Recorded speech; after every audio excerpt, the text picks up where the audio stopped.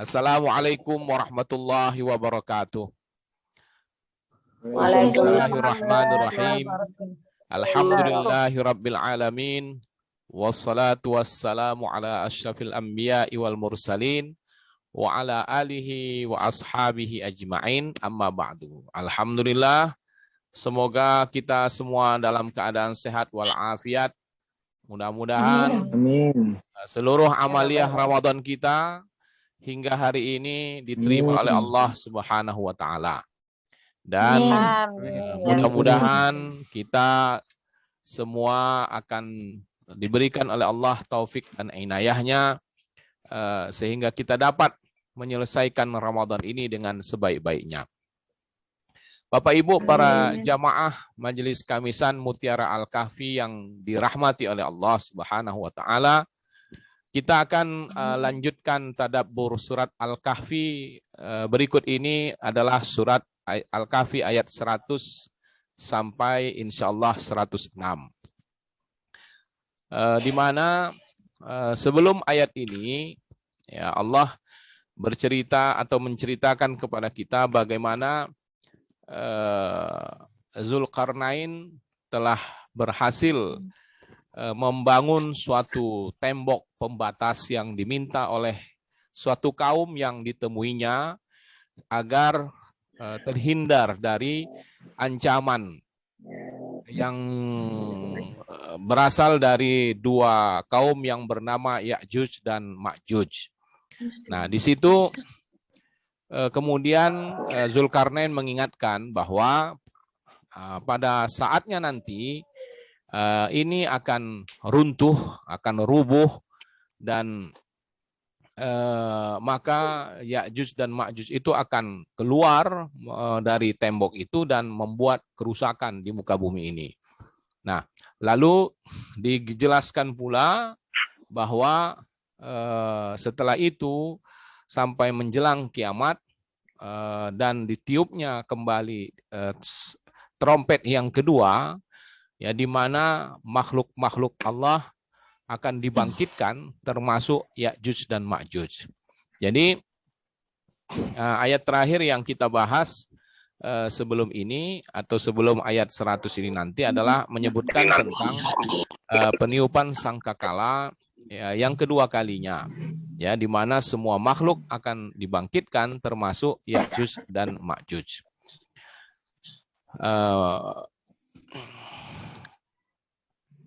Mari kita lihat ayat 100 dan 102.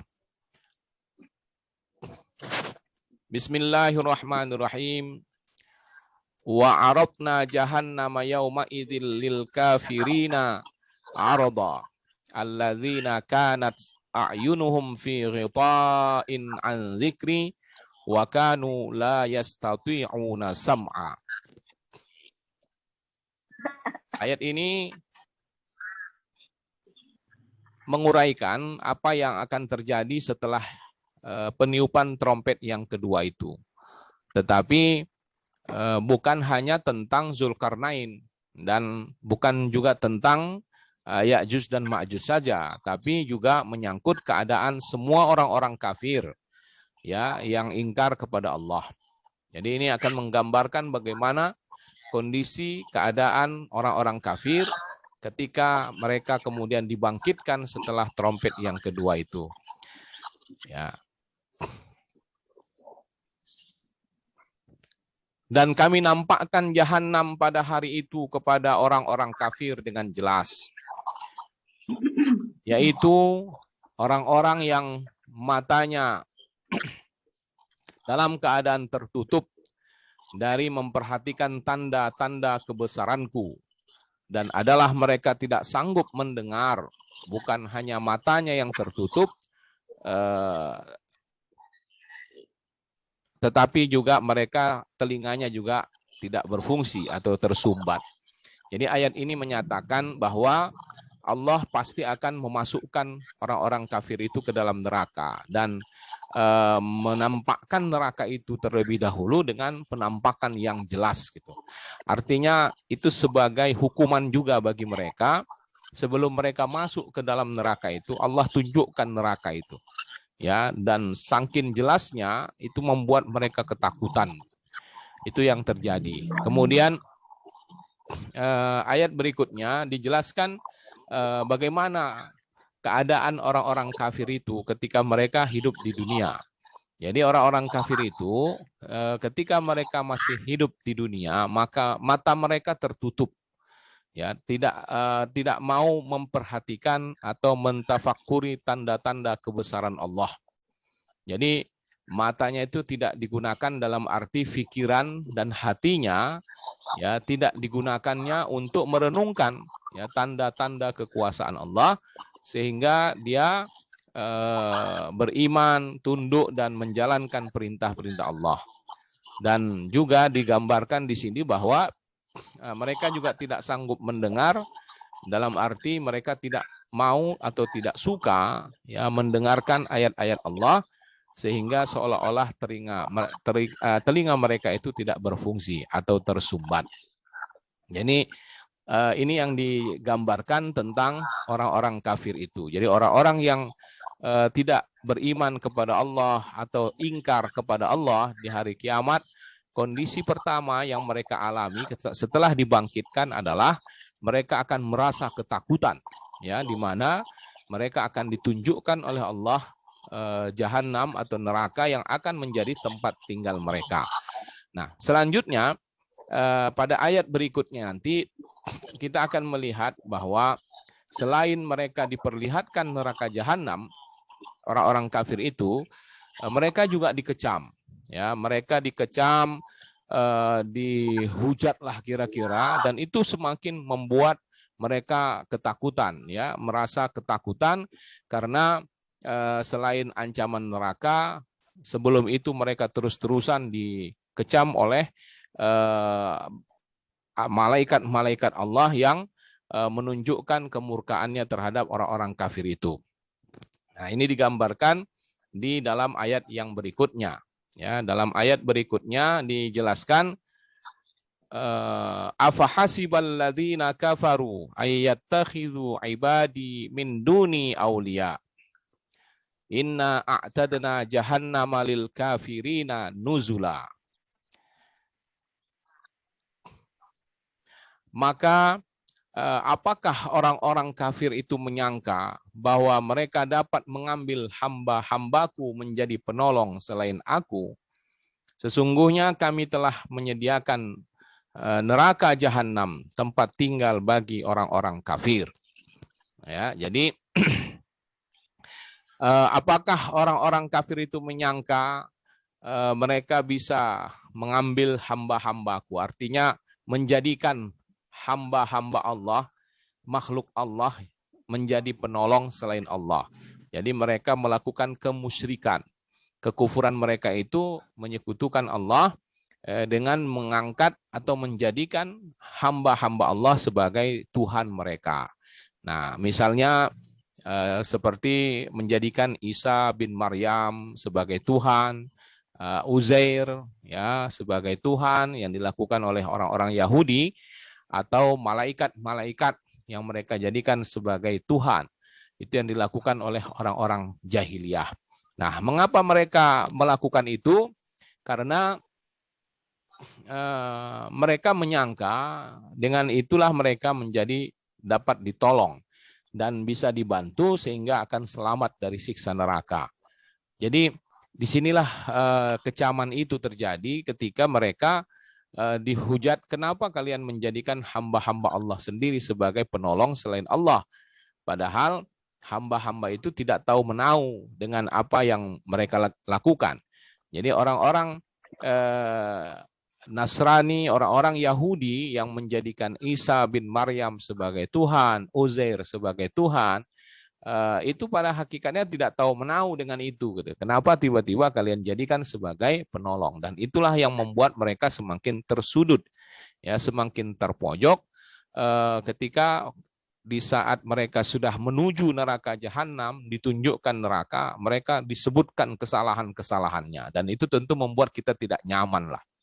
Ya, kita barangkali bisa membandingkannya itu dengan keadaan misalnya ketika kita sudah salah, Kalau bisa jangan lagi disebut-sebut kesalahannya gitu ya. Kita udah betul-betul salah ya. Kalau di saat yang sama masih terus juga disebut-sebut kesalahan kita, kan menjadi tidak nyaman perasaan kita ya. Begitulah barangkali keadaan orang-orang kafir itu ya. Ketika mereka sudah jelas-jelas akan menjadi penghuni neraka, ya di saat yang sama mereka terus saja dihujat, dikecam dengan perbuatan-perbuatan kekufuran mereka. Nah, itu yang terjadi pada orang-orang kafir itu. Sesungguhnya kami telah menyediakan neraka jahanam tempat tinggal bagi orang-orang kafir. Jadi kalau sudah disebut tempat tinggal, itu menunjukkan keabadian, ya, domisili istilahnya ya. Artinya sudah menjadi tempat yang abadi dan mereka kekal di dalamnya. Ada yang bisa kita lihat dari ayat ini ya, ketika ayat itu menyebutkan tentang ibadi ya, ayat takhidhu ibadi, artinya adalah sesungguhnya mereka dapat mengambil hamba-hambaku ya. Dalam ayat ini kata ibadi itu langsung disandingkan dengan aku itu maksudnya Allah di sini. Jadi ibadi di situ adalah hamba-hamba Allah. Nah, ibadi itu adalah bentuk jamak dari kata abdun. Di dalam Al-Quran, untuk menyebut kata hamba atau hamba itu ada dua, ada abdun, ada abidun. Ya, nah tetapi di sini ada perbedaan. Perbedaannya, kalau abdun atau ibadun dalam Al-Quran itu selalu digunakan untuk hamba-hamba yang taat. Ya, seperti Isa atau Uzair, itu makanya sebagian berpendapat bahwa contoh hamba-hamba Allah yang dijadikan oleh orang-orang kafir itu sebagai Tuhan selain Allah, ya diantaranya adalah Isa dan Uzair itu, karena Isa dan Uzair itu adalah hamba Allah yang taat. Nah, kemudian ada istilah lain yaitu abidun. Ya, abidun itu untuk hamba-hamba yang bergelimang dosa. Makanya di dalam Al-Quran itu ketika Allah menyatakan bahwa dia tidak akan melakukan kezaliman terhadap hambanya dalam konteks sebagai jaminan bahwa apa yang akan dialami oleh hambanya itu adalah akibat perbuatan mereka yang buruk. Maka kalimat yang digunakan untuk hamba di situ adalah abid. Misalnya dalam Al-Quran Allah berfirman, wa ma rabbuka bizallamil lil abid. Ya, sesungguhnya Tuhanmu tidak akan melakukan kezaliman terhadap hamba-hambanya. Jadi itu konteksnya adalah hamba-hamba yang bergelimang dosa atau melakukan banyak kesalahan. Jadi apa yang mereka alami itu seluruhnya akibat perbuatan mereka, bukan karena Allah menzolimi mereka. Nah, itu penggunaan kata abid. Ayat ini menggunakan kata ibad. Ya, ibad itu menunjukkan adalah hamba-hamba Allah yang saleh, yang taat. Nah, walaupun begitu, ada sebagian ulama yang meluaskan kata ibad, ya, ibadun di situ artinya hamba-hambaku yang dijadikan oleh orang-orang kafir sebagai, nah ini dia. Di sini kan ada kalimat, dan mereka dapat mengambil hamba-hambaku menjadi penolong selain aku. Ya, jadi sebagian ulama ada yang memahami atau yang meluaskan makna ibad atau hamba-hamba itu artinya adalah meliputi seluruh sesembahan lain berupa setan dan berhala. Jadi bukan hanya terbatas orang-orang tertentu yang soleh hanya gara-gara kata-kata ibad itu, tetapi siapa saja yang dijadikan sebagai sekutu Allah, maka dia termasuk dalam lingkup ayat ini, yang dikecam gara-gara menjadikannya sebagai penolong, ya, sebagai Tuhan, sebagai sesuatu yang ditujukan permintaan tolong kepadanya, ya, selain Tuhan, selain Allah. Maka itu yang dikecam dalam ayat ini dalam kata ibad, ya, hamba-hamba yang dijadikan sesembahan selain Allah, ya, setan dan berhala-berhala. Nah, jadi ini tambahan penjelasan kepada kita bahwa kata-kata ibad itu selalu merujuk kepada orang-orang yang baik, hamba-hamba Allah yang baik. Tetapi kalau kita lihat di dalam ayat yang lain, ya, kita akan mendapatkan bahwa kata ibad itu juga ditunjukkan kepada hamba-hamba Allah yang berdosa. Tetapi ada keinginan dia untuk bertaubat. Jadi kata-kata ibadi itu juga digunakan untuk orang yang berdosa dan ingin bertaubat. Nah, ini bisa kita lihat dalam ayat Az-Zumar 53, ya. Di situ Allah berfirman, "Qul ya ibadiyalladzina asrafu ala anfusihim la taqnatu mir rahmatillah innallaha yaghfiruz dzunuba jami'a innahu huwal ghafurur rahim." Katakanlah, hai hamba-hambaku. Nah, di sini Allah memanggil kita dengan hamba-hambanya. Nah, ya, alladzina asrafu, yang melampaui batas, itu artinya yang melakukan dosa, ala anfusihim, yang berbahaya buat diri mereka, la taqnatu mir rahmatillah, janganlah kamu berputus asa dari rahmat Allah. Nah, ini ayat walaupun menyebut hamba-hambaku dalam konteks hamba yang berdosa, tetapi di sini sebetulnya arahnya adalah kebaikan, ya. Ketika disebutkan kepada mereka, ya, janganlah berputus asa. Artinya ada keinginan mereka untuk bertaubat, lalu jangan merasa taubat itu tidak akan diterima walaupun dosanya sebesar apapun. Kenapa? Karena innallaha yaghfiruz dzunuba jami'a, Allah akan bisa mengampunkan dosa-dosa itu seluruhnya. Jadi penggunaan kata hamba di sini juga hamba-hambaku di sini juga merujuk kepada hamba yang berdosa. Nah, ini sebagai penjelasan tambahan mengenai penggunaan kata ibad, ya, sebagaimana di dalam ayat itu. Nah, nanti bahkan nanti di akhirat, ya, kita semua akan disebut sebagai hamba-hamba Allah. Jadi tidak ada pengecualian. Kita nanti akan disebut sebagai ibadullah. Nanti di akhirat kita akan sama sebagai hamba-hamba Allah. Nah, itu bisa kita lihat dalam firman Allah Al-Maidah ayat 118, ya, in tu'adzibhum fa innahum ibaduk. Ya, jika engkau menyiksa mereka, maka sesungguhnya mereka adalah hamba-hambamu juga. Artinya tentu yang disiksa ini adalah hamba-hamba Allah yang durhaka, tetapi wa in taghfir lahum fa innaka antal azizul hakim, dan kalau engkau mau mengampuni mereka, sesungguhnya engkau maha perkasa lagi maha bijaksana. Jadi ini adalah penyebutan ibad. Pada akhirnya di akhirat nanti kita adalah hamba-hamba Allah, ya, tanpa dibedakan antara abid atau ibad, ya, karena kita semua nanti akan sama sampai kemudian Allah menghitung amal-amal kita, dan disitulah nanti akan ditentukan di mana tempat kita, di mana kita akan ditempatkan oleh Allah di akhirat. Nah, kemudian ayat yang kalau kita lihat ayat-ayat sebelum ini, ya, itu menjelaskan kepada kita, ya, kecaman terhadap orang-orang kafir yang meminta atau mempertuhankan atau meminta bantuan kepada selain Allah. Mengapa itu mereka lakukan? Karena mereka pikir itu bisa menyelamatkan mereka. Maka dalam ayat berikut ini, ya, Nabi kemudian diperintahkan untuk memberitahukan, ya, keadaan yang lebih buruk lagi dari keadaan orang-orang kafir itu. Ya, jadi ayat selanjutnya ini akan menggambarkan bagaimana keadaan itu akan lebih buruk lagi. Nah, itulah dia ayat berikut ini 103 dan 104. Qul hal nunabbi'ukum bil akhsarina a'mala alladzina dhalla sa'yuhum fil hayatid dunya wa hum yahsabuna annahum yuhsinuna sun'a.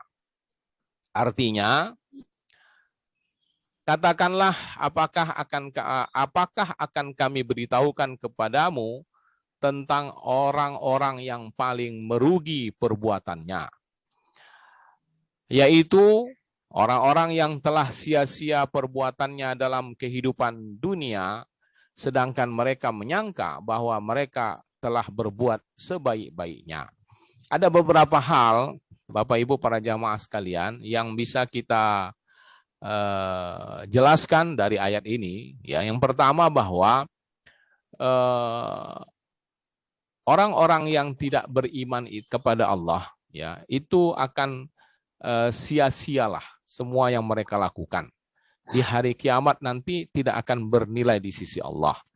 Jadi dari kata alladzina dhalla sa'yuhum fil hayatid dunya, itu artinya mereka akan tidak mendapatkan hasil dari perbuatan-perbuatan mereka. Itulah yang dimaksud orang-orang yang rugi ketika mereka melakukan sesuatu di dunia, walaupun itu kebaikan, tapi karena mereka dalam keadaan kufur atau ingkar kepada Allah, tidak beriman kepada Allah, maka itu menjadi sia-sia. Jadi hanya menghasilkan lelahnya saja, atau ya keuntungan-keuntungan duniawi lah. Jadi tidak akan bermanfaat semua itu untuk kepentingan akhiratnya. Makanya mereka disebut di situ adalah alladzina dhalla sa'yuhum. Dhalla itu kita selalu terjemahkan sesat. Ya, sesat dalam arti tidak mencapai tujuan. Makanya amal itu dikatakan sia-sia karena tidak menghasilkan pahala dan tidak memasukkan mereka, menyelamatkan mereka dari siksa api neraka. Nah, itu yang pertama. Jadi orang-orang yang tidak beriman kepada Allah, walaupun dia banyak melakukan kebaikan, maka itu akan sia-sia, ya, tidak akan dinilai di hari kiamat nanti. Itu yang dijelaskan oleh salah seorang ulama tafsir yang bernama Asy-Sya'rawi, ya, dalam tafsirnya. Nah, sementara itu ada pendapat penjelasan lain, ya, dari Imam Al-Baghawi, ya, dalam tafsirnya Ma'alimut Tanzil, ya, beliau mengatakan bahwa akhsarina a'mala, ya, bahwa orang yang paling rugi adalah mereka yang termasuk kelompok Yahudi dan Nasrani secara umum, ya. Jadi itu karena kekufuran mereka. Nah, yang menarik di sini adalah penjelasan dari salah seorang ulama yang bernama Imam Al-Qusairi, ya. Beliau mengatakan bahwa yang dimaksud orang yang rugi, ya, dengan amalnya itu sehingga tidak mendapatkan hasilnya adalah orang yang beramal saleh tapi disertai dengan ria, ya, orang yang melakukan sesuatu karena ingin dilihat, ya, ingin diperhatikan oleh orang lain, ingin dipuji dan ingin mendapatkan balasan dari makhluk selain Allah. Jadi ini yang dikatakan oleh Al-Qusairi, ya, dalam kitabnya Lataiful Isyarat, bahwa orang yang dikatakan rugi yang di akhirat itu adalah mereka yang salih, ya, mereka yang beramal salih tapi amalnya itu disertai dengan ria dan ujub. Nah, ini juga boleh dikatakan termasuk orang-orang yang rugi. Jadi kalau kita hubungkan dengan penjelasan ini, maka orang-orang kafir, ya, orang-orang kafir, orang-orang yang tak beriman akan mengalami kerugian di akhirat ketika amal mereka tidak memberikan nilai, itu karena kekufuran mereka. Tetapi ada orang-orang yang beriman, ya, ada orang-orang yang beriman, tidak kufur kepada Allah, tapi dalam mereka beramal, mereka disusupi atau disertai dengan perasaan atau niat ria atau ujub, ya, merasa hebat dengan amalnya, maka itu pun juga termasuk orang yang rugi. Jadi orang yang rugi di akhirat tidak mendapatkan hasil dari amalnya, boleh jadi dia orang kafir karena dia tidak beriman, dan bisa saja dia orang yang beriman tapi amalnya itu dilakukannya dengan ria. Nah, inilah yang diingatkan oleh Allah, ya, dalam surat Al-Baqarah ayat 264, ya. Ya ayyuhalladzina amanu la tubtilu sadaqatikum bil manni wal adza. Hai orang yang beriman, janganlah kau menghilangkan pahala sedekahmu dengan menyebut-nyebutnya dan menyakiti perasaan si penerima. Ya, menyebut-nyebutnya di sini barangkali istilah yang lebih tepatnya itu membangkit-bangkitnya lah, ya. Jadi bukan sekedar memberitahu tapi membangkit. apa yang sudah diberikan. Nah, itu memang menyakitkan lah ya. Kalladzi yunfiqu malahu ria'an nas, ya, seperti orang yang menafkahkan hartanya karena ria kepada manusia. Ya, ria itu arti aslinya itu adalah memperlihatkan. Jadi setiap amal yang kita perlihatkan kepada orang lain tentu ada motifnya. Ya, nah motifnya inilah yang membuat menjadi tidak baik. Ya, salah satu motif itu adalah supaya dinilai atau dipuji orang, itu yang kita sebut dengan pamer dan sebagainya. Ya, nah orang yang melakukan sedekah dengan cara-cara yang seperti itu adalah seperti mereka yang menafkahkan hartanya ria'an nas, karena ria kepada manusia. Wala yu'minu billahi wal yaumil akhir, dan dia tidak beriman kepada Allah dan hari kemudian. Jadi orang yang ria itu disebut orang yang tak percaya kepada Allah. Kenapa? Kalau dia percaya kepada Allah, tentu apa yang dia lakukan haruslah mengharapkan balasan dari Allah. Kalau dia melakukannya bukan sesuatu yang diperintahkan oleh Allah, tapi yang diharapkannya balasan dari selain Allah, maka itu menunjukkan dia tak percaya kepada Allah. Nah, makanya dalam ayat ini disebut wala yu'minu billahi wal yaumil akhir, dia tidak percaya kepada Allah dan hari akhir. Famasaluhu, ya, kamasali safwanin alaihi turabun fa asabahu wabilun fatarakahu salda. Maka perumpamaannya itu adalah seperti pasir atau tanah yang kamasali safwanin, di atas sebuah batu licin ada pasir atau tanah, fa asabahu wabilun fatarakahu salda, lalu pasir yang di atas batu itu ditimpa oleh hujan lebat, maka akan buyarlah seluruh pasir atau tanah itu sehingga meninggalkan batu yang licin. Jadi seolah-olah tidak ada bekas sama sekali dari amal yang dilakukannya.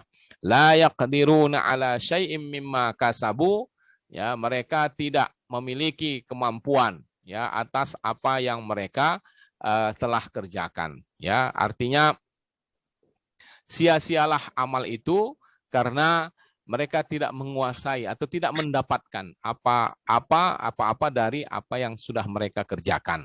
Nah, ini yang dikaitkan dengan tafsir dari menurut Al-Qushairi tadi, bahwa orang yang rugi di akhirat itu adalah mereka yang amalnya disertai dengan ria dan ujub. Nah, itu beberapa penjelasan tentang ayat ini. Kemudian kita lanjut ke ayat berikutnya.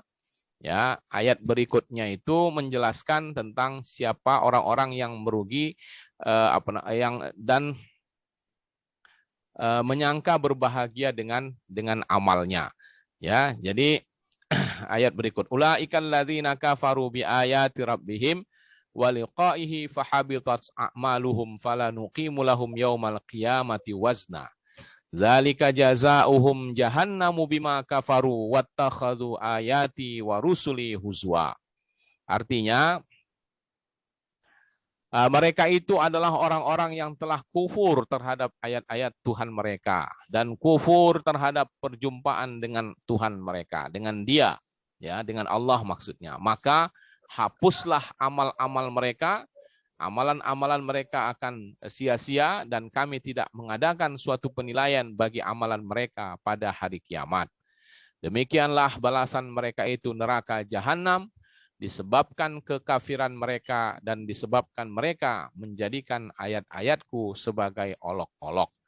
Jadi ayat ini memperjelas siapa saja orang-orang yang merugi itu, ya, dan siapa pula yang menyangka bahwa amal itu sudah sebaik-baiknya.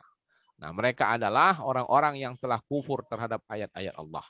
Mereka kufur terhadap Allah dan tidak mau menerima ayat-ayat Allah, mengimani wahyu yang dibawa kepada, yang disampaikan kepada mereka, dan mereka mengingkari, tidak percaya bahwa akan berjumpa dengan Allah. Nah, mereka ini nanti di akhirat tidak akan diberikan penilaian. Kenapa? Karena semua serba buruk. Jadi percuma juga dinilai, ya. Percuma diperhitungkan ya, karena tidak ada amal mereka yang memenuhi syarat untuk ditimbang. Nanti kita dalam proses kiamat itu ada yang namanya mizan ya, timbangan amal.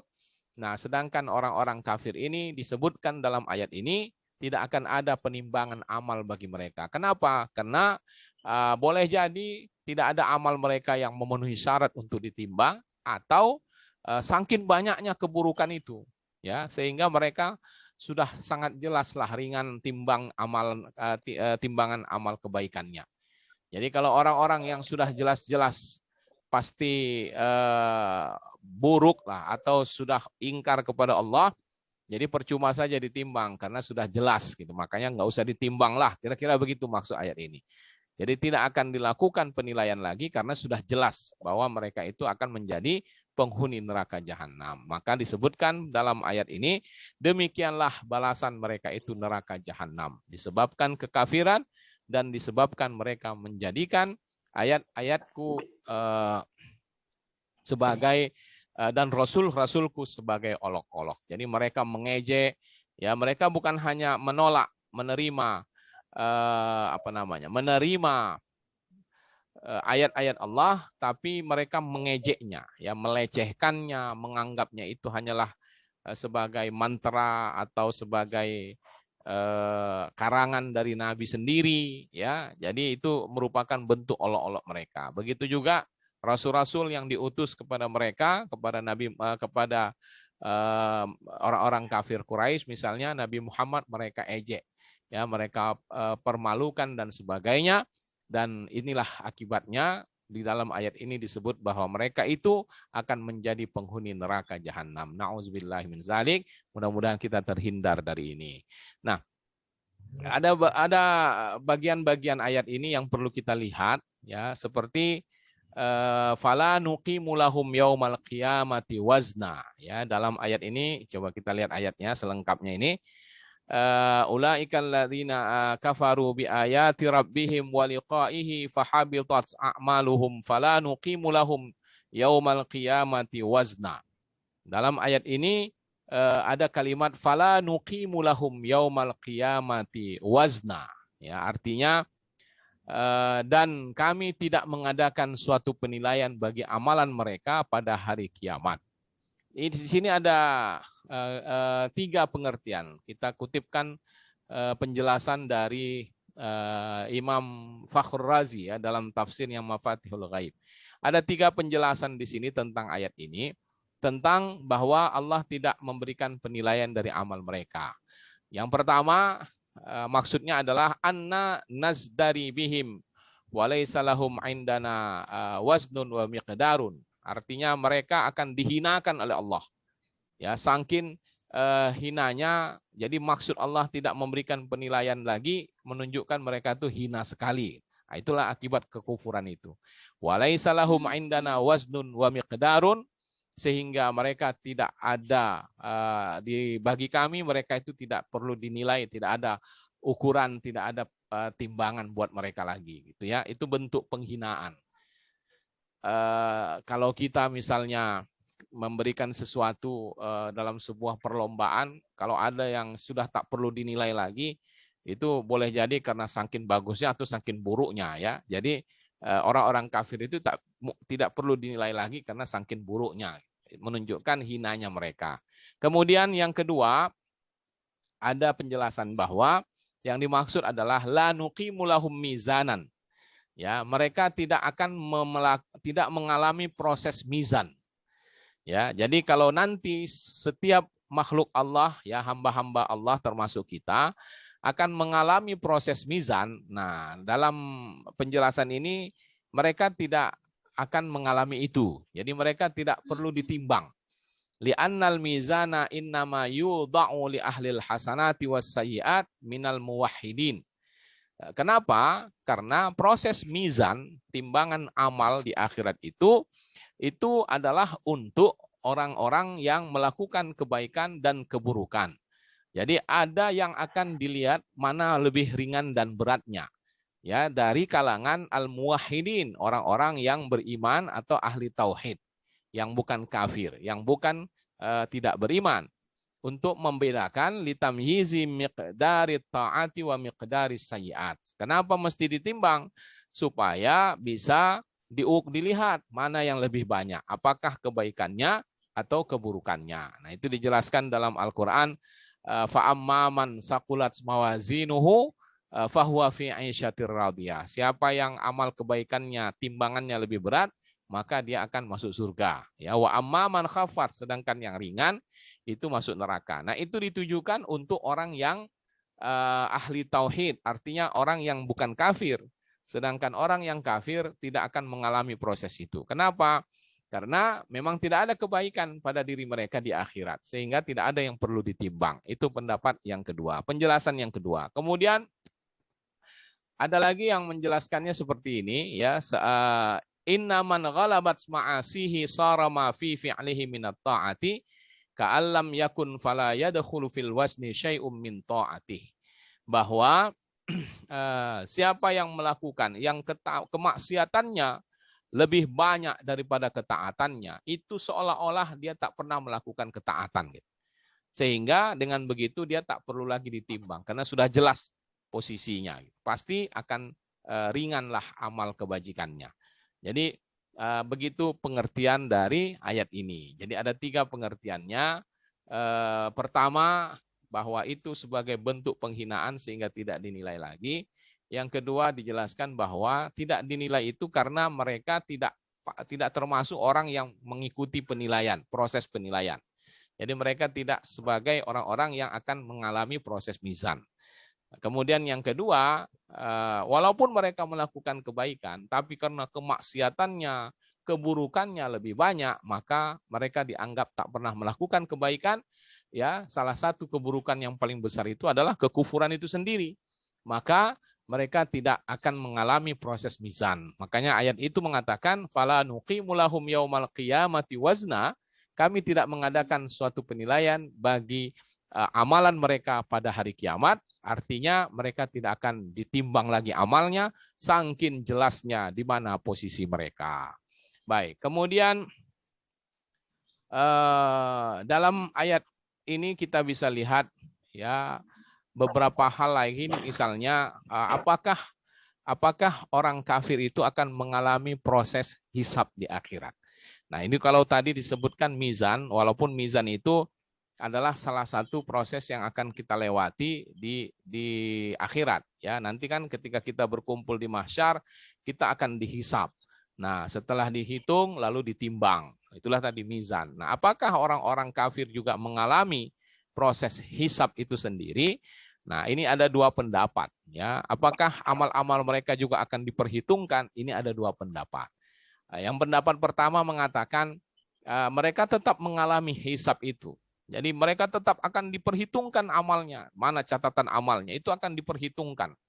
Ya, itu dilihat dalam dasarnya adalah Al-Qur'an Al-An'am ayat 30 dan Al-Ghasyiyah ayat 25 sampai 26. Walau tara idz wuqifu ala rabbihim, bagaimana nanti kalau seandainya engkau melihat, ya, ketika orang-orang yang durhaka kepada Allah itu berdiri atau diletakkan atau dihadapkan kepada Tuhan mereka. Qala alaisa hadza bil haqq, ya. Lalu Allah mengatakan kepada mereka, bukankah ini yang benar, kebenaran itu? Qalu bala wa rabbina. Ya, betul, engkaulah betul, inilah kebenaran itu. Ya, demi Tuhan kami. Qala fadzuqul adzaba bima kuntum takfurun. Maka kemudian mereka mengatakan, malaikat-malaikat itu mengatakan, rasakanlah azab yang telah kamu ingkari selama ini. Nah, itu menunjukkan bahwa orang-orang kafir itu nanti akan tetap mengalami ketakutan ketika perhitungan amal. Ya, ketika mereka ditanyakan, apakah ini kan yang dulu kebenaran yang kalian ingkari? Nah, menunjukkan ada, ya, proses hisab itu nanti di akhirat, walaupun terhadap orang-orang kafir. Ya, begitu juga dalam surat Al-Ghasyiyah ayat 25-26. Ya, di situ dikatakan inna ilaina iyabahum summa inna alaina hisabahum. Sesungguhnya kepada kamilah mereka akan kembali dan kamilah nanti yang akan menghitung atau melakukan hisab terhadap mereka. Nah, di sini jelas bahwa orang-orang kafir sekalipun juga akan mengalami hisab. Tetapi ada pendapat lain yang mengatakan bahwa mereka itu tidak akan mengalami hisab. Ya, seperti yang diceritakan bahwa akan ditunjukkan langsung kepada mereka neraka dan mereka sudah tersiksa dengan keadaan atau ditunjukkannya seperti itu. Ya, jadi ini juga didasari oleh Al-Quran, ya, surat Al-Mutaffifin ayat 15 dan Al-Qasas ayat 78. Kalla innahum ar-rabbihim yauma idzil mahjubun. Ya, sekali-kali tidak. Sesungguhnya nanti di hari kiamat orang-orang kafir itu akan terhalang dari Tuhan mereka. Jadi mereka sudah tak bisa lagi berurusan dengan Tuhan. Ya, ketika mereka minta macam-macam sudah tak bisa lagi. Nggak ada lagi hubungan, ya. Mereka sudah menjadi penghuni neraka. Itu menunjukkan mereka tak dihisap. Kemudian Al-Qasas 78 dikatakan wala yus'alu an dzunubihimul mujrimun, orang-orang yang durhaka itu nanti di akhirat tidak akan dimintai lagi pertanggungjawaban atau tidak akan dinilai atau dihitung lagi amal-amal mereka, dosa-dosa mereka. Kenapa? Karena sudah jelas posisi mereka, ya, sebagai penghuni neraka. Jadi ini ada dua pendapat. Ya, apakah orang kafir dihisap atau mengalami perhitungan amal di akhirat? Ada yang mengatakan iya, ada yang mengatakan tidak. Nah, yang mana di antara dua pendapat ini yang lebih sesuai dengan petunjuk-petunjuk Al-Quran? Ya, kita bisa lihat dalam beberapa ayat-ayat yang lain dikatakan bahwa sesungguhnya ketika mereka dihitung pun amal itu, ya, ketika amal-amal mereka tetap diperhitungkan, itu juga sebetulnya sebagai siksaan bagi mereka. Artinya gini, kalau orang sudah jelas-jelas salah, lalu kemudian dibongkar lagi kesalahan itu, maka itu sudah merupakan siksaan bagi mereka. Jadi orang-orang kafir itu lebih cenderung dikatakan lebih kepada tetap akan diperhitungkan amalnya, ya, akan dinilai amalnya oleh Allah sebagai hukuman bagi mereka. Nah, jadi pendapat yang pertama itu dianggap lebih kuat, ya, lebih tepat karena sesuai dengan petunjuk ayat-ayat yang lain yang mengesankan bahwa orang-orang yang mengisyaratkan bahwa orang-orang yang kafir itu akan mengalami kondisi-kondisi yang menakutkan. Salah satunya adalah ketika amal-amal mereka dipertunjukkan atau dibongkar oleh Allah sehingga akan semakin membuat mereka tersiksa sebelum mereka betul-betul masuk ke dalam neraka. Baik, Bapak Ibu sekalian, inilah yang bisa kita pahami, yang kita bisa tadabburi dari ayat-ayat ini. Secara singkat kita bisa katakan bahwa ayat 100 sampai 106 ini menceritakan keadaan orang-orang yang kafir ketika mereka nanti dibangkitkan lalu menghadapi proses di akhirat. Mereka sudah sangat tersiksa ketika mereka ditunjukkan neraka sebagai tempat tinggal mereka. Dan dijelaskan di situ keadaan orang-orang kafir itu kenapa mereka sampai dikatakan seperti ini, karena di dunia mereka melakukan hal-hal yang sia-sia, ya, melakukan hal-hal yang di akhirat tidak akan bermanfaat karena kekufuran mereka, dan kekufuran itu mereka lakukan dengan melakukan olok-olok atau tidak menerima ayat-ayat Allah yang disampaikan kepada mereka dan seringkali melakukan perbuatan yang tidak pantas atau tidak baik terhadap ayat-ayat Allah juga kepada rasul-rasul yang membawakan ayat-ayat Allah itu kepada mereka. Inilah akhir dari keadaan orang-orang kafir tadi. Baik, sampai di sini materi yang disampaikan. Silakan bila ada yang kurang jelas, ya, atau yang mau ditambahkan atau pertanyaan-pertanyaan, silakan. Kita masih punya waktu sampai jam 9 sampai jam 10. Ya, sekitar 15 menit lagi. Silakan Bapak Ibu.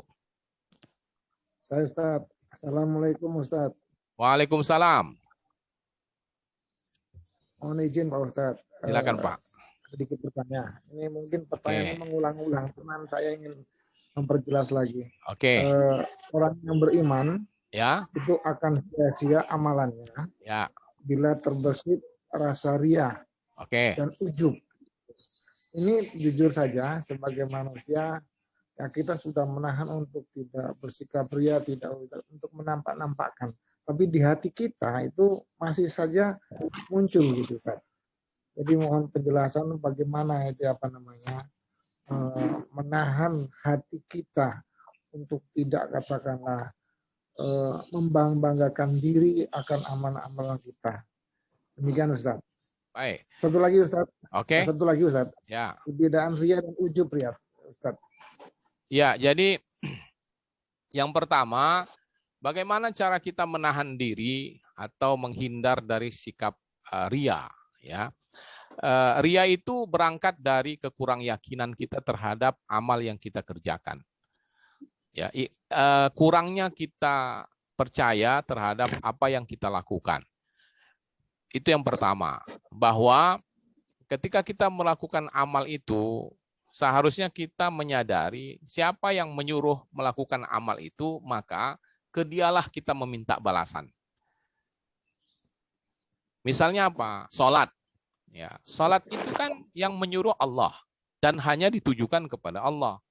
Seharusnya ketika kita salat, kesadaran yang muncul itu adalah, yang mendasari itu adalah bahwa ini adalah perintah Allah. Maka yang kita harapkan balasan itu hanya dari Allah. Nah, kenapa kita mengerjakan salat tapi yang kita harapkan pujian dari orang lain, seolah-olah kita mengharapkan balasan dari orang, itu kan menunjukkan kita tak percaya kepada Allah. Nah, itulah makanya disebutkan tadi dalam ayat Al-Baqarah itu bahwa orang-orang yang ria itu tidak beriman kepada Allah, ya, tidak beriman kepada Allah dan hari akhir karena mereka tidak mengharapkan balasan kepada Allah, padahal memang Allah yang memerintahkannya. Jadi prinsipnya itu adalah ketika kita melakukan amal, kita yakinkan diri bahwa amal itu siapa yang menyuruh, maka kesitulah kita meminta. Itu yang sebetulnya perlu kita luruskan gitu ya. Jangan salah ketika kita disuruh orang yang si A, tapi kita minta upahnya dari si B gitu.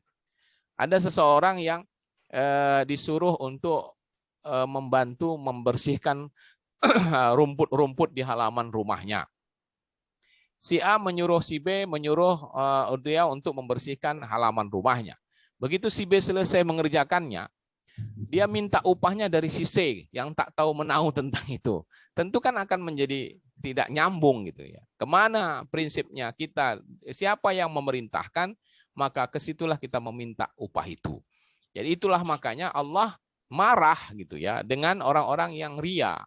Seolah-olah dia tak percaya kepada apa yang akan dijanjikan oleh Allah. Hei, hamba-hambaku, ya, salatlah, berinfaklah, bersedekahlah. Ya, bagi mereka yang bersedekah akan diberikan Allah keberkahan, akan aku berikan keberkahan, akan ditambahkan Allah nikmat. Itu kan janji Allah. Nah, ketika kita melakukan sedekah itu, lalu kita berharap balasan dari orang lain, itu bisa Allah tersinggung gitu ya, kira-kira begitu.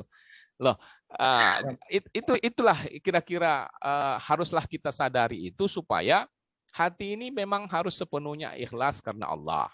Nah, tapi memang seperti yang Pak Hari bilang, ya, tidak mudah untuk terus mengawal hati kita itu murni 100% sepanjang kita beramal itu karena Allah. Mungkin dia bisa lari-lari juga gitu ya. Di tengah jalan kadang-kadang muncul sikap ria itu. Maka di saat seperti ini kita dituntut untuk mengembalikan lagi lah, ya. Kalau seperti khusyuknya kita dalam sholat yang kadang-kadang waktu awalnya kita fokus tiba-tiba menghilang, maka cepat kembalikan dia. Jadi begitu juga dengan keikhlasan itu. Tidak, hati itu kan nggak bisa, dia seperti binatang liar yang dia walaupun diikat kadang-kadang dia bisa kabur juga gitu. Makanya manusiawi lah kalau misalnya ada kadang-kadang muncul ria itu, tapi segera kembalikan. Nah, itu yang bisa kita atasi, itu yang bisa kita lakukan. Jangan biarkan dia terus bermain-main dengan ria itu. Akibatnya akan sia-sialah amal tadi. Saya kira itu Pak Hari. Kemudian yang kedua, apa beda ria dan ujub? Ya, kalau ria itu berhubungan dengan orang lain, ya, berhubungan langsung dengan orang lain. Sedangkan ujub itu adalah secara internal diri kita. merasa amal kita sudah banyak, tentu secara tidak langsung membandingkannya dengan orang lain. Ya, jadi tidak secara langsung kita berhubungan dengan orang lain, tapi kita merasa amal kita ini sudah banyak, sudah baik dan sebagainya. Itulah yang disebut dengan ujub.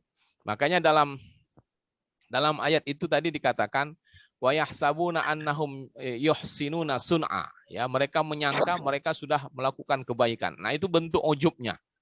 Ya, merasa hebat dengan amal yang dilakukannya, ya, sehingga dengan itu nanti akan berefek kepada kesombongan. Jadi ujub itu nanti akan bermuara kesombongan terhadap orang lain, takabur.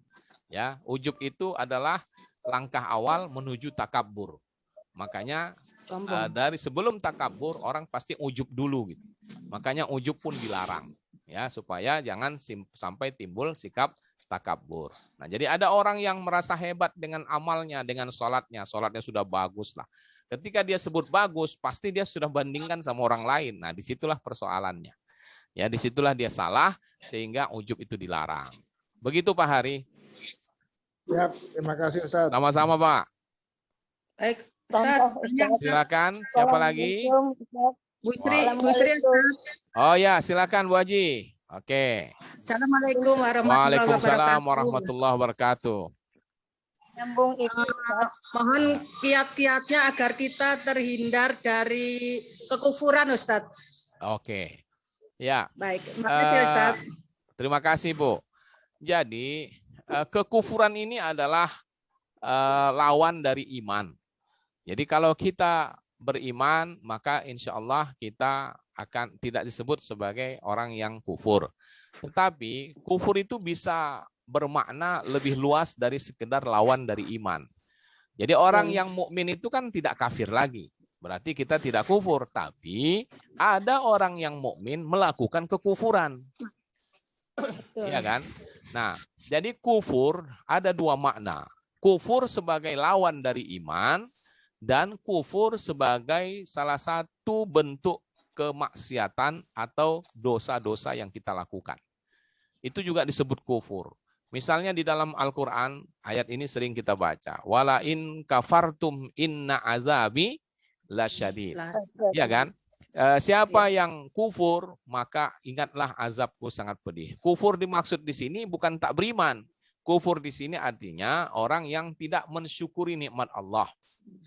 Nah, jadi kufur yang akan kita hindarkan itu sejatinya adalah sebagai orang yang sudah beriman ini adalah kekufuran-kekufuran yang berkonotasi kemaksiatan, dosa-dosa.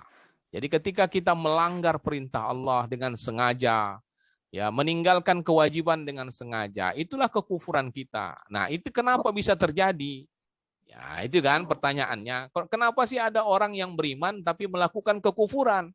Karena dia tidak sepenuhnya ya sebagai orang yang beriman. Iman itu kenapa disebut tidak sepenuhnya? Karena iman itu meliputi tiga hal. Yang pertama, ada keyakinan yang betul-betul dalam hati, tasdik ya bil qalbi. Ya kan? Wa iqrarum bil lisani, ya. Kemudian dia melakukannya, menampakkannya dengan lisannya, lalu membuktikannya dengan perbuatannya. Jadi imannya itu belum sempurna, makanya masih disusupi oleh kekufuran. Mengapa ada orang yang beriman tidak sholat misalnya? Kenapa ada orang Islam yang tak puasa? Itu kan yang jelasnya itu ya. Artinya dia melakukan kekufuran. Ya, pengingkaran kepada Allah atas kewajibannya, walaupun pengingkarannya itu tidak ikut dengan hatinya, baru perbuatannya saja. Misalnya dia tidak sholat, tapi dalam hatinya dia masih meyakini sholat itu wajib, maka dia tidak disebut kufur yang keluar dari Islam. Tapi kalau dia tidak sholat, lalu ditanya apakah dia yakin sholat masih wajib, dia bilang tidak, itu berarti dia sudah kufur sekufur-kufurnya. Makanya orang yang begitu dianggap keluar. Nah, kebanyakan kita, ya kaum muslimin ini beriman ya kepada kewajiban dan tidak mau menjalankan kewajiban itu karena bukan tidak percaya, tapi memang karena faktor lain lah, ya malas dan sebagainya. Jadi dia ini termasuk pelaku-pelaku kemaksiatan, ya, dan termasuk juga mereka-mereka yang dalam beramal itu bukan mengharapkan ridho Allah, tapi karena yang lain, itu yang kita sebut ria. Nah, itu juga bentuk kekufuran juga, ya, pengingkaran terhadap Allah. Jadi bagaimana caranya kita bisa menghindarkan diri dari kekufuran? Ini faktornya banyak, ya, banyak sebabnya. Pertama, karena kurangnya ilmu. Iman itu, ya, iman itu perlu dikasih makan. Kan tadi kan syaratnya imannya harus kuat. Supaya terhindar dari kekufuran, iman harus kuat. Bagaimana caranya iman harus kuat? Supaya bisa iman kuat, kasih makan. Jangan dibiarkan dia kelaparan. Kalau dia kelaparan, dia nggak kuat menghadapi godaan-godaan kekufuran itu. Nah, apa makanan iman? Makanan iman itu ilmu. Jadi orang yang tak berilmu, dalam arti tak mau mempelajari agama, maka imannya itu seolah-olah tidak dikasih makannya, sehingga lemah. Nah, yang begitu itulah yang mudah terjebak kepada kekufuran, pengingkaran, dan sebagainya. Ya kan? Jadi, kasihlah dia makan supaya dia kuat, dan makanan utamanya adalah ilmu. Makanya kita disuruh menuntut ilmu itu dalam rangka memperkuat iman. Supaya iman kita bisa menahan tekanan-tekanan kekufuran yang kita hadapi di luar kehidupan kita. Ya, di luar dalam kehidupan kita. Jadi, belajar. Ya. Yang kedua, ya, boleh jadi kita sudah belajar, ya, boleh jadi kita sudah mempelajari agama, tetapi belum sampai ke tahap yang lebih kuat dalam keyakinan. Banyak orang-orang yang pintar, ya, buktinya banyak orang-orang yang tahu agama, tapi justru dia banyak melanggar, ya kan? Kalau kita katakan semata-mata ilmu itulah makanan iman sehingga orang yang berilmu pasti kuat imannya, toh ternyata ada orang yang berilmu tapi tak kuat imannya. Ada juga kan? Nah, itu kenapa bisa terjadi? Karena ilmu yang didapatkannya, ya, dalam proses mendapatkan ilmu atau dalam dalam keadaan menuntut ilmu, dia tidak sepenuhnya mengikhlaskan hatinya demi keimanan itu. Jadi dia boleh jadi menuntut ilmu itu karena mengharapkan sesuatu yang bukan diperintahkan oleh agama. Makanya ada dalam hadis Nabi, orang-orang yang berilmu itu dikecam. Ya, dikecam oleh Nabi. Misalnya dalam hadis dikatakan, siapa yang menuntut ilmu supaya dia merasa hebat atau supaya dianggap orang lain hebat. Nah, itu kan menunjukkan orang yang berilmu tidak memperkuat iman. Dia hanya ingin mendapatkan pujian dari orang, atau supaya orang berpaling kepada dia, mengikuti dia. Dia bangga kalau banyak pengikutnya, karena dia orang pintar dan sebagainya. Nah, yang ilmu-ilmu begini inilah yang tidak akan memperkuat iman. Ya, inilah yang menyebabkan orang walaupun berilmu tapi banyak melakukan kejahatan, kemaksiatan, kekufuran dan sebagainya. Jadi tidak salah di ilmunya, tapi salah pada orangnya ketika dia tidak sepenuhnya meniatkan ilmu itu karena Allah. Ya, makanya dalam hadis Nabi dikatakan, siapa yang menuntut ilmu, ya, siapa yang menuntut ilmu, maka Allah akan mudahkan jalannya ke surga. Itu kalau dia menuntut ilmu itu karena mau dapat surga. Tapi kalau dia mau menuntut ilmu karena dia ingin mendapatkan keuntungan materi duniawi, maka yang mudah bagi dia itu ya duniawi itu, gitu. Jadi itulah kira-kira akibatnya kalau kita tidak memperkuat iman, akan terjebak kepada kekufuran. Jadi saya kira itu salah satunya, Ibu, cara-cara yang bisa kita lakukan untuk supaya jangan terjebak kepada kekufuran itu. Silakan. Cukup, Ibu? Makasih, Ustaz. Sama-sama, Bu. Silakan. Ada lagi yang lain? Silakan. Saya Ustaz, Assalamualaikum. Waalaikumsalam warahmatullahi wabarakatuh. Ini Ustaz, kalau tadi Ustaz yang sampaikan itu, kita kan nggak boleh ya mengungkit ya Ustaz. Kita tahu ya. itu larangan Ustaz. Ungkit, ya. Ya.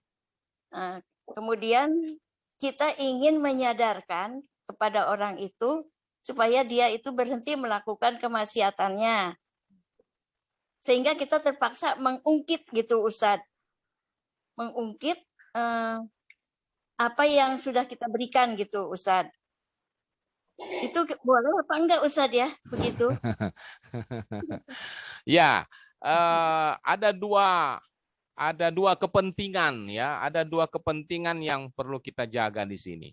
Pertama, kita ingin mengajak dia berbuat baik atau mengingatkan dia kepada sesuatu yang baik, menyadarkan ya. Iya. Kemudian di sisi lain kita juga tidak boleh mengungkit-ungkit pemberian. Maka ini Iya. bisa kita putuskan ya dari pertimbangan kita mana yang lebih maslahat ya. Apakah kita yakin dengan menceritakan atau mengungkit kebaikan-kebaikan kita, orang itu akan berubah? Kalau kita memang yakin atau kuat keyakinan kita, maka tidak mengapa kita ungkit itu, karena maksud kita bukan untuk melecehkan dia atau merendahkan dia, tapi untuk tujuan yang baik. Jadi Iya, kita iya, bisa katakan ayat yang melarang kita untuk mengungkit-ungkit sedekah itu sebetulnya tujuannya adalah jangan mempermalukan orang yang diberi. Ya, jangan mempermalukannya. Ketika kita memberi seseorang dengan sesuatu, kalau kita ungkit-ungkit, itu akan membuat dia malu. Nah, itu sebetulnya hikmahnya. Jadi kalau seperti yang Bu Aji katakan, tujuannya bukan memberi malu, tapi justru untuk memberikan kesadaran, maka tentu akan berbeda dengan apa yang dilarang oleh ayat itu. Jadi tidak mengapa kalau menurut saya. Tapi itu tadi ya Bu ya, harus yakin gitu ya. Jangan malah membuat dia lebih marah lagi kalau kita mengungkit-ungkitnya gitu ya. Nanti kalau ketika dia lebih marah lagi, malah tujuan kita nggak tercapai jadinya. Jadi harus betul-betul dengan pertimbangan yang matang lah. Cuman berakibat Ustadz. Ya. Sehingga berakibatnya dia menjadi menderita. Kemudian seakan-akan azab Allah turun gitu Ustadz. Jadi bagaimana itu Ustadz ya? Itu kan baru perasaan dia saja ketika menyebutnya hingga dia itu. Kenapa? Gimana?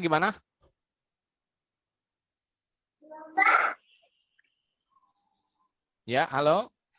Ya, dengan kita beri kesadaran, ya, dengan kita beri kesadaran, Ustadz, sehingga Allah menurunkan satu hal yang tidak enak bagi dirinya, karena mereka mungkin dia menyadari bahwa apa yang kita sampaikan itu betul, gitu, Ustadz. Oh, ya. Cuman kan kita jadi kasihan ngelihatnya. Nah, jadi gini, kita tak bisa juga memastikan bahwa apa yang dialaminya itu betul-betul karena kata-kata kita, ya kan? Atau karena kejadian sebelumnya, kita nggak bisa juga memastikan itu. Jadi kita tak boleh mengatakan bahwa ini gara-gara dinasihatin sih, jadinya aku jadi begini gitu. Enggak juga gitu. Ya.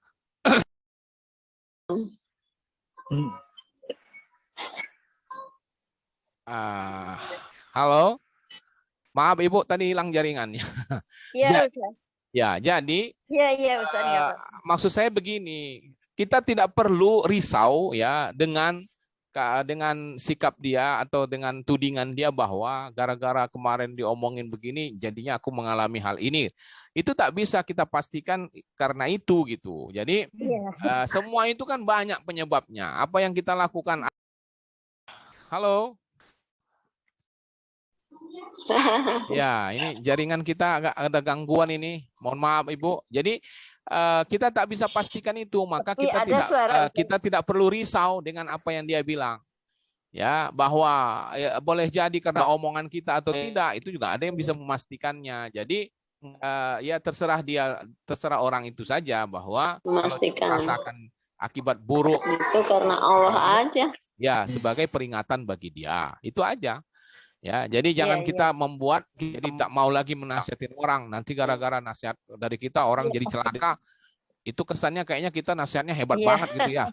Hebat, manjur banget, sakti banget gitu. Jangan juga ya. Tidak baik juga begitu. Saya kira begitu Ibu Haji. Iya. Ya, silakan. Yang lain. Terima kasih Ustaz. Sama-sama Bu. Assalamualaikum Pak Ustaz. Waalaikumsalam warahmatullahi. Assalamualaikum Pak Ustaz. Waalaikumsalam. Siapa? Pak Adi? Ya, silakan Pak Adi. Siapa nih? Oke. Pak Adi dulu. Pak Ustadz, ini mau tanya. Ya. Kita melihat sekarang ini kondisi kita itu sering sekali orang Islam menyerang orang Islam. Ya. Gitu. Apakah ini boleh kita bilang mereka itu sudah kafir apa tidak? Oke.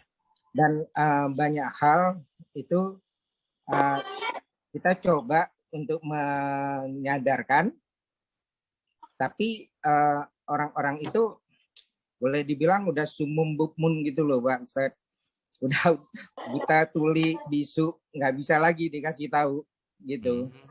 Nah, tetap aja, jadi kalau misalnya contoh aja lah ini, kemarin itu ada bom di Makassar, Ya. langsung aja dibilang tuh orang pikir matinya mati jihad. Nah, seakan-akan tuh orang Islam kan. Padahal dia belum tahu itu siapa pelakunya. Tapi yang menuduh itu orang Islam. Ya. Nah, orang yang kayak gini ini, apakah ini orang kafir apa tidak, Pak Ustadz? Kalau dia Islam itu apa sudah kafir apa tidak dianya? Ya. Gitu. Nah, terus ada lagi yang terakhir ini nyangkut juga, misalnya ada kebijakan tentang minuman keras. Nah, terus ada teman yang dengan sombongnya menyatakan di Quran tidak ada larangan membuat pabrik minuman keras. Nah, padahal ya Quran itu kan bahasanya universal. Kalau dilarang minuman keras itu ada. Kalau sudah dilarang ya pabriknya otomatis juga dilarang dong gitu kan. Tapi ya dia ngotot, nggak ada dalam Quran bilang dilarang buat pabrik minuman keras gitu misalnya gitu Pak Ustadz. Ya. Nah ini orang-orang yang seperti gini, apakah bisa dikatakan orang kafir? Karena ini kalau kata-kata kafir ini kan nggak suka nih orang-orang ini ya. Ya. Apakah ini bisa dikatakan orang tersebut sudah kafir gitu Pak Ustadz? Ya. Terima kasih Baik. Pak Ustadz. Jadi kalau Muslim melakukan kezaliman terhadap Muslim yang lain, maka dia itu kategorinya fasik. Fasik bukan kafir. Kafir itu konotasinya tak beriman. Jadi konsekuensinya akan lebih besar, lebih berat. Maka kalau itu dilakukan oleh orang Muslim sesama Muslim, itu artinya dia melakukan penganiayaan, ya, kezaliman. Nah, kalau pelaku-pelaku kezaliman itu adalah orang-orang yang fasik, orang-orang yang melakukan dosa besar, ya, melakukan kejahatan atau yang sesuatu yang menyakitkan bagi orang-orang Islam, ya, itu adalah kezaliman yang termasuk sebagai dosa besar.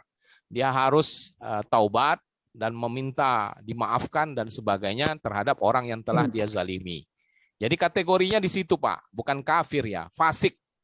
Ya, fasik itu artinya orang yang melakukan dosa besar atau yang terus-menerus melakukan dosa kecil.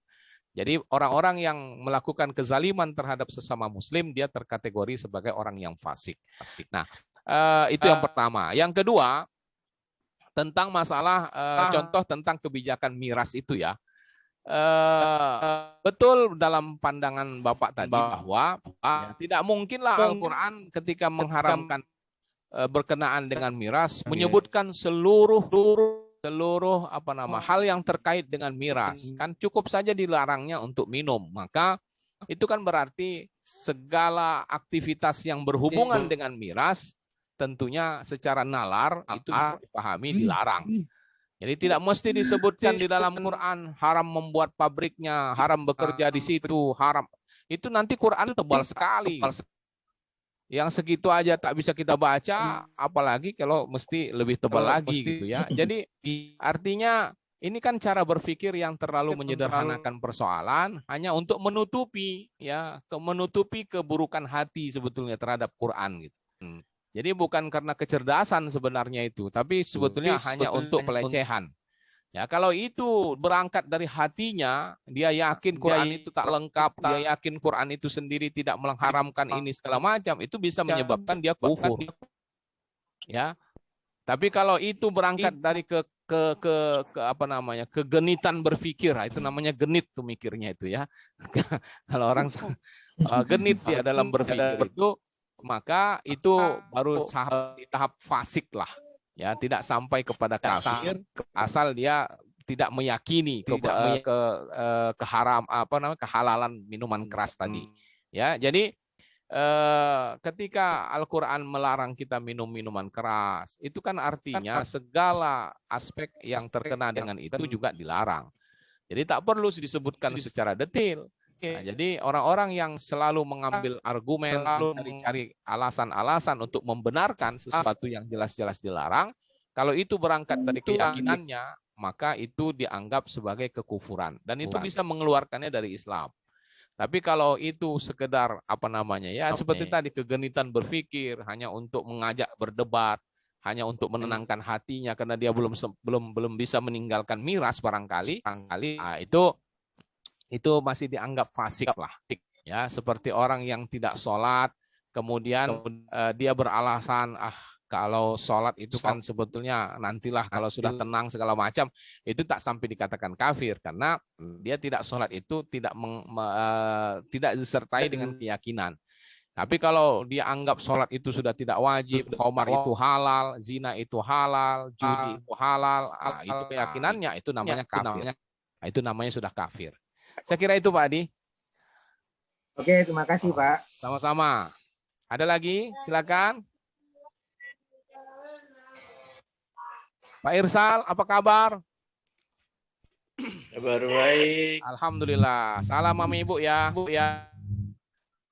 Saya belum sempat menyapa ini. Ibu Bas ada, Ibu Mina, Ibu Sri tadi yang bertanya, Ibu Yuliati, Bu Noni, Mas Bambang Priyatno dari Depok, Al-Ikhlas. Nah, ini kayaknya masih sambil di kantor ini kayaknya ya. Iya, Ustaz.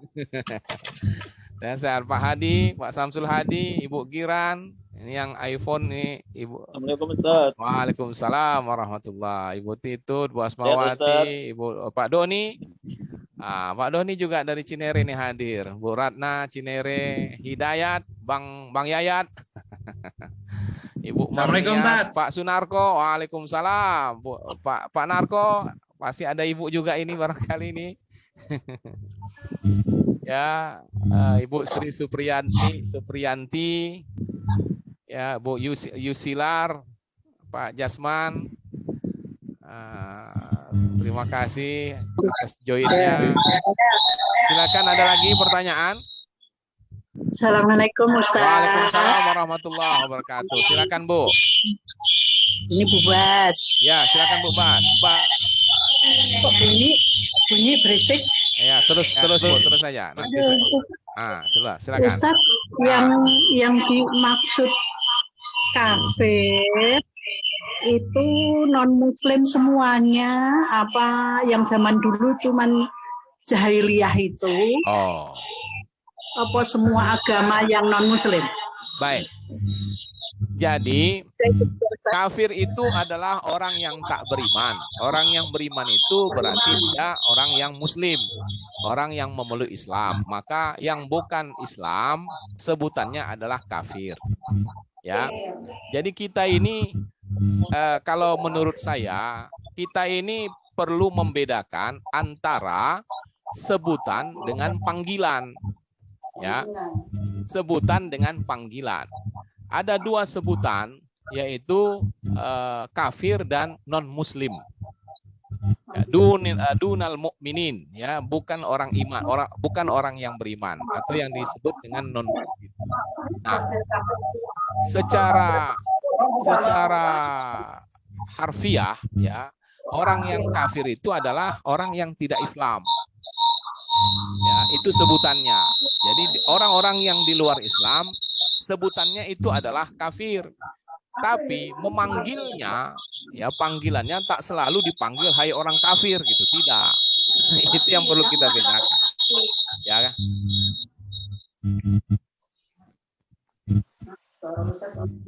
Ya, jadi ketika kita membedakan orang-orang yang beriman dengan orang-orang kafir, artinya untuk orang yang kafir adalah orang yang tak beriman. Siapa saja ya di luar orang Islam maka disebut sebagai kafir. Tapi yang perlu kita ingat, penyebutannya kafir tapi memanggilnya tak selalu dengan kafir. Ya, di dalam Quran itu hanya 2 kali Allah memanggil, ya. Saya katakan memanggil, bukan menyebut. Kalau sebutannya memang kafir semua. Tapi kalau dipanggil, sebutannya itu adalah hanya 2 tempat. Pertama dalam surat Al-Kafirun. Ya ayyuhal qul ya ayyuhal kafirun. Nah, itu panggilan itu. Berarti itu betul-betul menunjukkan kecaman.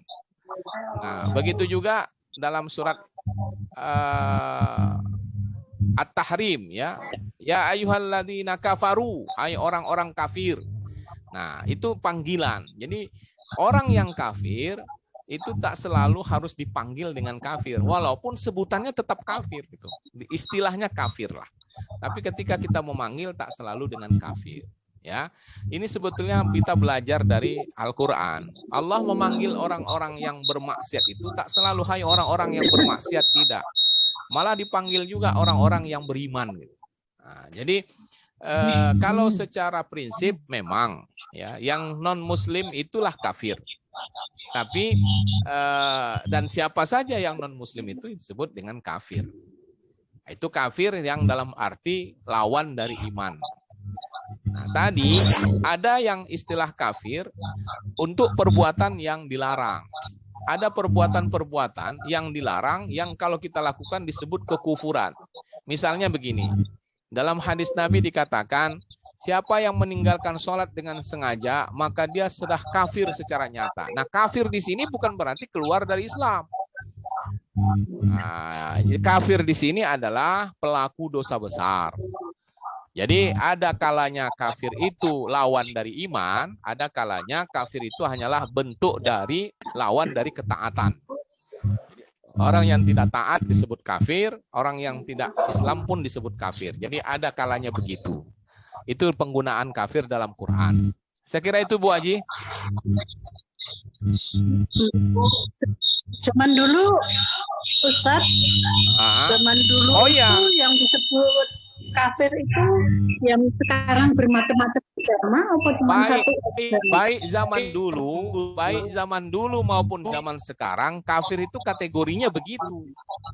Karena itu semua berdasarkan Quran dan hadis Nabi. Jadi dulu pun begitu juga kategorinya. Ada yang kafir keluar dari Islam atau yang bukan Islam, ada yang kafir karena perbuatannya. Ya, sekarang juga begitu. Jadi tidak terbatas dulu dan sekarang. Semua sama saja. Baik masa jahiliyah, sekarang segala macam. Ya. Oke. Terima kasih, Ustaz. Sama-sama. Silakan Ibu. Waalaikumsalam warahmatullahi. Ada lagi? Assalamualaikum Ustaz. Waalaikumsalam. Tanya Ustaz. Ya, silakan. Kalau rasa was-was itu termasuk kufur bukan? Hah? Was-was gimana, Bu? Rasa was-was itu termasuk kufur bukan? Was-was kenapa, Bu? Ya misalnya jangan-jangan nanti terjadi begini, jangan-jangan gitu loh. Apa ya? Was-was itu sebuah keraguan-raguan. Ragu-ragu itu adalah bisikan setan. Ya, jadi kalau kita mengalami was-was, maka berlindunglah kepada Allah. Berarti kita sedang digoda oleh setan. Alladzi waswisu fi sudurin nas. Kan jelas ya? Al jinnati wan nas. Maka kalau ada keraguan-raguan, istighfar kita, berlindunglah kepada Allah. Ya, jadi itu tak ada hubungannya dengan kekufuran. Oke. Sama-sama. Ada lagi? Cukup? Ya. Ya, silakan Bu. Begini Ustaz. Enggak ada. Enggak dites enggak ini? Enggak usah. Silakan. Aku enggak usah deh, enggak usah. Diaktifkan dulu Bu suaranya supaya Ibu bisa kedengaran.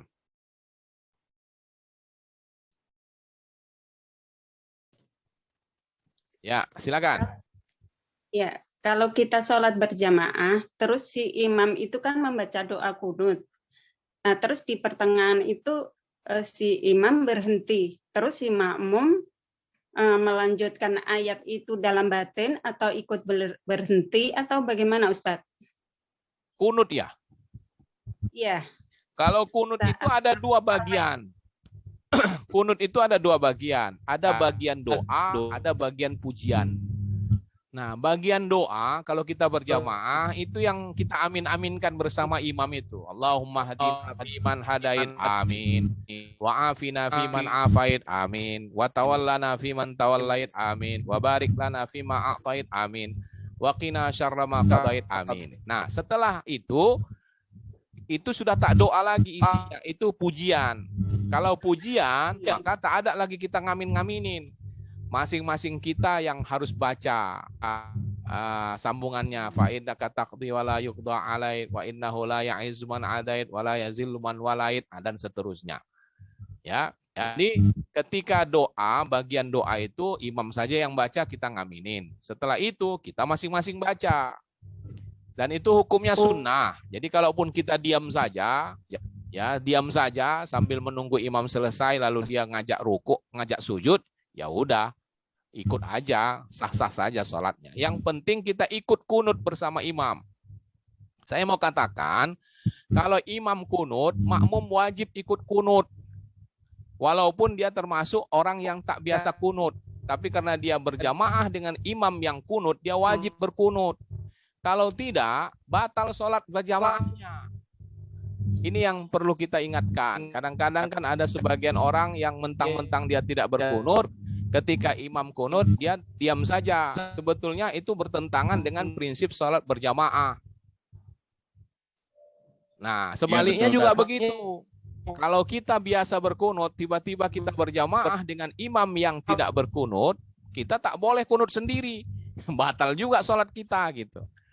Ya, jadi ini termasuk ilmu tentang sholat berjamaah, bukan masalah kunut tak kunut. Misalnya di sholat taraweh. Di sholat taraweh sekarang ini ya di mulai 16 ke seterusnya, kita kan di rakaat terakhir witir itu kan kita kunut loh ya, pada kunut kan. Nah, jadi kalau memang kita berjamaah dengan imam yang dia kunut, kita wajib ngikutnya kalau mau disebut berjamaah. Ya. Kalau kita memutuskan tak berjamaah dengan dia, ya boleh saja. Tapi kalau kita masih tetap berjamaah, wajib mengikut imam. Itu dia ya. Iya. Sekaligus saya jawab ini pertanyaan. Apakah kunut dalam witir atau kunut dalam kunut subuh sama saja? Sama. Ya, kunut itu pada dasarnya sama. Ya. Cuman ada tambahan-tambahan doa-doa yang bisa kita tambahkan. Nah, jadi yang standarnya ada, yang lebih lengkap juga ada. Jadi sama saja. Baik, hukumnya pun sama. Kalau imam prinsipnya, kalau imam kunut, kita wajib kunut. Itulah prinsip salat berjamaah. Ya, kita tak boleh menyelisih imam. Kalau memang kepingin beda dengan imam, ya jangan berimam dengan itu. Nah, itu ya. Saya kira itu ya Bu ya. Oke, ada lagi? Sekalian tadi ya, sekalian dengan Ibu Sri Agustini ya. Iya Pak Ustadz, terima kasih. Ya, baik. Ya. Bapak Ibu sekalian, saya kira kita cukupkan dulu sampai di sini ya. Saya kebetulan ada pengajian lagi. Saya harus siap-siap. Jadi sampai di sini dulu kita cukupkan pengajian ini. Kita sudah membahas ayat Al-Kahfi ini sampai 106. Artinya tinggal sedikit lagi, ya, tinggal 4 ayat lagi. Ya, mudah-mudahan bisa kita selesaikan sambil mengakhiri Ramadan ini. Ya, kita masih ada waktu 1 kali pertemuan lagi. Insya Allah itu akan membahas bagian terakhir dari surat Al-Kahfi ini.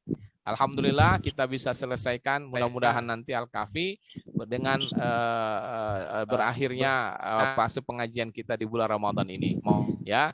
Jadi apa yang bisa kita simpulkan sementara dari kajian kita hari ini adalah bahwa kita merasa bersyukurlah dengan apa yang dijelaskan dalam ayat-ayat ini, mengingatkan kepada kita betapa berharganya keimanan itu. Ya, kita bersyukur kita dijadikan Allah sebagai orang yang beriman, karena dengan itu amal-amal kita sekecil apapun tidak memberikan hasil dan penilaian di sisi Allah. Ya, alangkah sayangnya mereka-mereka yang tidak beriman, yang kufur, sebanyak apapun amal mereka di dunia, maka itu akan sia-sia, tidak akan mendapatkan hasilnya di akhirat. Oleh sebab itu, mari kita jaga iman, seperti yang dikatakan tadi, selalu diberi makan, dan makanan iman supaya dia kuat adalah ilmu, tentunya ilmu yang betul-betul didasari oleh keikhlasan kita dalam menuntutnya, dan kesiapan kita untuk mengamalkannya. Demikianlah, mudah-mudahan bermanfaat. Mari sama-sama kita membaca doa kafaratul majelis. Mudah-mudahan ilmu yang kita dapatkan di majelis ini diberkahi oleh Allah Subhanahu wa taala, dapat kita amalkan, insya Allah meningkatkan ketaatan dan keimanan kita kepada Allah Subhanahu wa taala. Terima kasih Bapak-bapak, Ibu-ibu yang telah bergabung di majelis ini. Mudah-mudahan kita semua dipanjangkan umur, diberikan kesehatan. Kita bertemu lagi di Kamis mendatang ya, untuk bagian terakhir surat Al-Kahfi ini. Sekali lagi terima kasih. Subhanakallahumma wa bihamdika asyhadu an la ilaha illa anta astaghfiruka wa atubu ilaik. Wassalamualaikum warahmatullahi wabarakatuh. Waalaikumsalam warahmatullahi Terima kasih Pak Ustadz. Sama-sama. Terima kasih Pak Ustadz. Sama-sama Bu, Bapak. Sehat-sehat ya semua. Terima kasih, Pak. Amin.